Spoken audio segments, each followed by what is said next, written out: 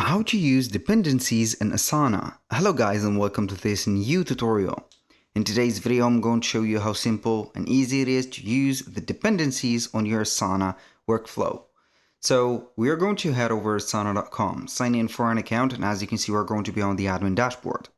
Once we have been here, what we're going to do next is going to be very simple. Head over to the left side of the screen and we're going to be on this place. Now select the project that you want to be on this right there.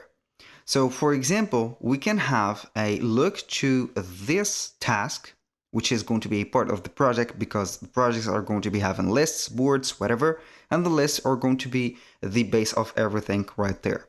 So the lists are going to be the tasks that you're going to create to visualize on the boards, the timelines, the dashboards, and they are going to contain all the details about the work or the project.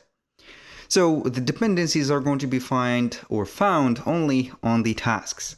Basically, we can go ahead and select one of the tasks. For example, I'm going to have maybe this task and also this one, but I want this task to be accomplished after this one is going to be accomplished, or the access to this one is going to be related to this.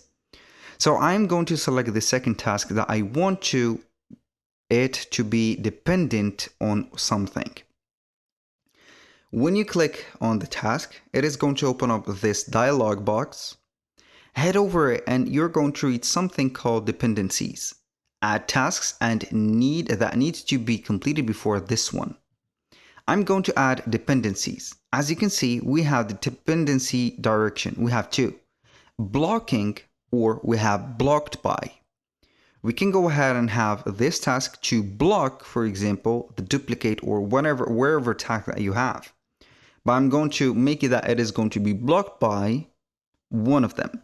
The blocked by and blocking are going to be two different ways. The blocked by is going to be a specific, let's say, setup that is going to be a matter of time that when this is going to be finished, it is going to allow you to use that. But the blocking is going to be completely blocking the task.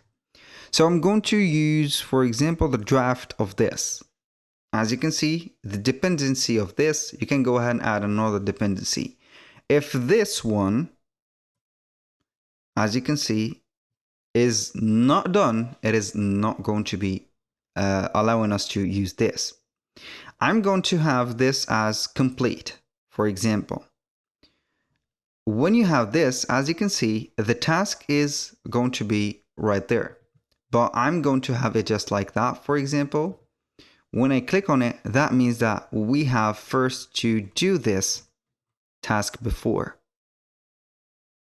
That was pretty much it for today's video. Thank you guys for watching. I hope that you have enjoyed the content and I hope to see you in the next one.